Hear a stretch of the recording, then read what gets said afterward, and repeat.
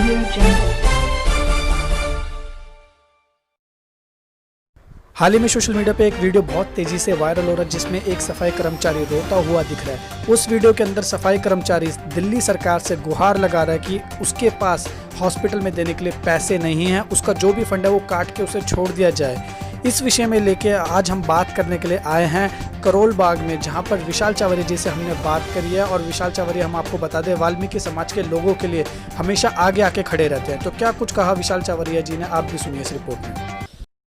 मैं दिल्ली की सरकार से और इन केजरीवाल जी से बोलना चाहता हूँ कि जो हमारे जो भाई है सफाई कर्मचारी योद्धा है, वो हमारे भाई, उनकी तबीयत ख़राब हो गई तो उनसे बिल मांगा जा रहा है, उनसे पैसे मांगे जा रहे हैं हॉस्पिटल में, जो कि बहुत गलत बात है और ये बात बर्दाश्त नहीं करी जाएगी।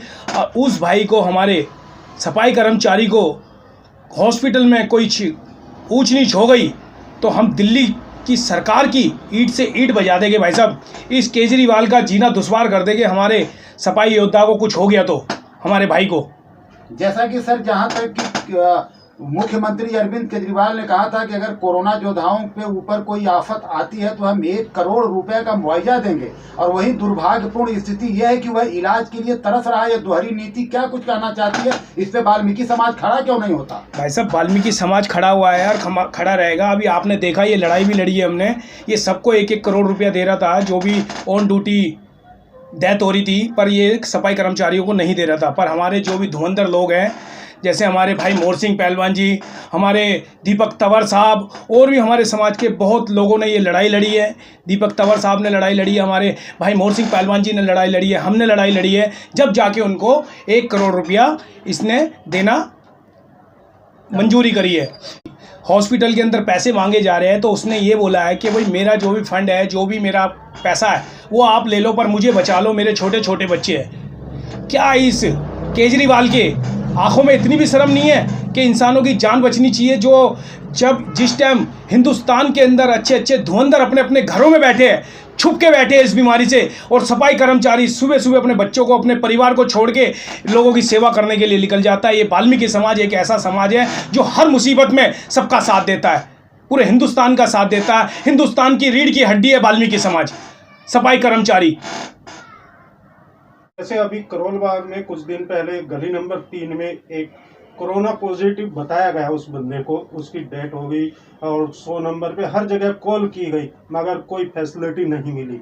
भाई साहब, ये दिल्ली सरकार की बहुत बड़ी गलतियां है। दिल्ली जो केजरीवाल है, इससे दिल्ली नहीं संभल रही। और जो बेचारा वो आज भाई मरा है, वो भी इंसान था, एक परिवार था उसका, और वो कोरोना से ही उसकी डेथ हुई है, क्योंकि उसको घर के अंदर 15 दिन के लिए दवाई गोली चल रही थी उसकी, और उस बीच में उसकी डेथ हो गई। तड़प तड़प के उसकी डेथ हो गई, जो कि वो सब लोगों ने कॉल करी, जो कि केजरीवाल जी ने नंबर दे रखा है, जो भी फैसिलिटी दे रखी है वो फैसिलिटी मिल नहीं पा रही लोगों को, सिर्फ ये झूठ का सहारा ले रहे हैं। केजरीवाल से दिल्ली नहीं संभल रही, नहीं संभल रही। तेरे से दिल्ली नहीं संभल रही तो तू किसी और को दे दे मेरे भाई। क्यों? क्योंकि हमने दिल्ली वालों को बचाना है, हमने बचना है। क्योंकि दिल्ली के अंदर जितनी मौतें हो रही है, कहीं नहीं हो रही इतनी मौतें, और लोग बाग आज डर के जी रहे हैं, जीवन इतना डर के जी रहे हैं लोग बाग, ना कुछ खा पा रहे, ना कुछ जा पा रहे, ना कहीं जाते हैं ना कहीं आते हैं, क्योंकि हर पल ये लगता है कि कोरोना कोरोना कोरोना। ना कोई खाने का पता उनका, ना कोई खाने पूछने आता है, ना कोई, मैंने अभी तक ना कोई ये अपना विधायक राघव चड्ढा को मैंने आज तक नहीं देखा, यहाँ पे विशेष रवि को मैंने नहीं देखा। सिर्फ ये क्या करते हैं, क्यों करते हैं, ये समझ नहीं आ रहा है। ये टीनें लगा देते हैं, लोगों को घोट घोट के मार देते हैं। हमारे को भी इतना डर लगता है जब कहीं भी टीन लगी होती है, जब रात को या कोई शुगर से मर रहा हो या कोई अटैक से मर गया, किसी को अटैक आ गया, तो उसको इमरजेंसी लेके कहाँ भागेंगे? आप मुझे इस बात का एक उत्तर दो मेरे भाइयों। ये ठाते हैं, रोडों को बंद कर देते हैं, ठाते हैं, गलियों को बंद कर देते हैं। चावरिया जी, क्या आप ये कहना चाहते हैं कंटेनमेंट जोन नहीं, वही ये जेल है? भाई साहब, मैं कह रहा हूँ जेल तो बहुत बढ़िया है, जेल तो बहुत बढ़िया। उधर 3 टाइम का खाना तो दिया जाता है, इंसान घूम तो लेता है। यहाँ तो घूम नहीं सकता, खाना नहीं खा सकता इंसान।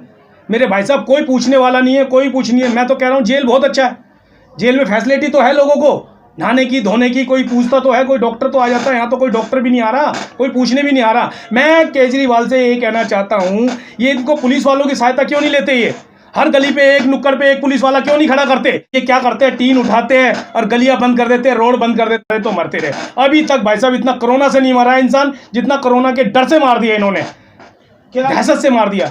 क्या इसे अपने अपने घर चला गया वो बच गया, जो अपने घर गया वो बच गया है। दिल्ली में रहते तो वो बेचारे भी मर सकते थे।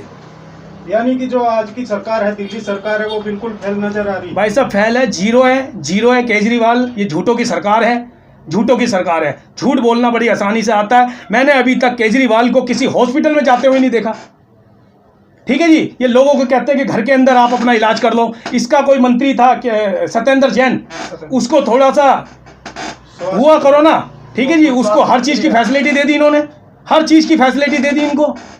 यानी कि आम जनता कहीं भी जाए, मंत्री संतरी उनका इलाज होएगा खाली। हाँ, ये बात तो सच्चाई है भाई, मंत्री संतरी का इलाज होगा, गरीब आदमी की कोई वैल्यू नहीं है। और केजरीवाल फेल है दिल्ली के लिए। विशाल छाबड़िया जी, आप एक युवा हैं, जाते जाते मैं आपसे एक लास्ट सवाल लूंगा कि अपने युवाओं को इस कोरोना की महायुद्ध में क्या संदेश देना चाहेंगे?